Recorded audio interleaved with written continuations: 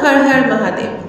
আজ আমি বলবো শ্রাবণ মাসের শেষ সোমবার শিবলিঙ্গে জল ঢালার সঠিক নিয়ম এবং কোন ভুলগুলো এড়িয়ে চলাই উচিত।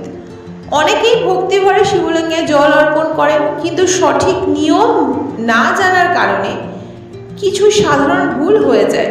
তাই আজকের ভিডিওটি শেষ পর্যন্ত শুনুন। প্রথমে, শিব পুজোর আগে নিজেকে এবং পুজোর স্থান পরিষ্কার রাখুন। পরিষ্কার পাত্রে জল নিন। সম্ভব হলে গঙ্গা জল ব্যবহার করতে পারেন। না থাকলে সাধারণ পরিষ্কার জলও ভক্তি সহকারে অর্পণ করা যায়। জল অর্পণের সময় তাড়াহুড়ো একদমই করবেন না। ধীরে ধীরে শিবলিঙ্গের ওপর জল ঢালুন এবং মনে মনে বা উচ্চারণ করে ওম নমঃ শিবায় জপ করতে পারেন। এরপর অনেকেই জানতে চান শিব ঠাকুরকে কি অর্পণ করা যায়।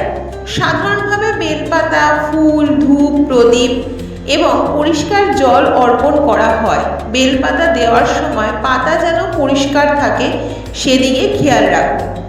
এবার আসি কিছু সাধারণ ভুলের কথায়। প্রথম ভুল, পুজোকে শুধুমাত্র নিয়মের মধ্যে সীমাবদ্ধ রাখা। ভক্তি ছাড়া শুধু আচার পালন করলে পুজোর আসল উদ্দেশ্য পূর্ণ হয় না। দ্বিতীয় ভুল, তাড়াহুড়ো করে জল ঢালা। শিব পুজোর শান্ত মন ও একাগ্রতার বিষয়। তৃতীয় ভুল, অন্যের কথা শুনে ভয় পাওয়া। অনেক সময় নানান ধরনের ভয় দেখানোর কথা শোনা যায়, কিন্তু ভক্তি, শ্রদ্ধা আর আন্তরিকতাই সবচেয়ে গুরুত্বপূর্ণ। মনে রাখবেন, মহাদেবের ভক্তের ভক্তি গ্রহণ করেন। তাই মন থেকে প্রার্থনা করুন, নিজের ও পরিবারের মঙ্গল কামনা করুন।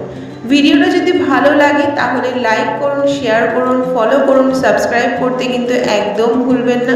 হর হর মহাদেব, ওম নমঃ শিবায়।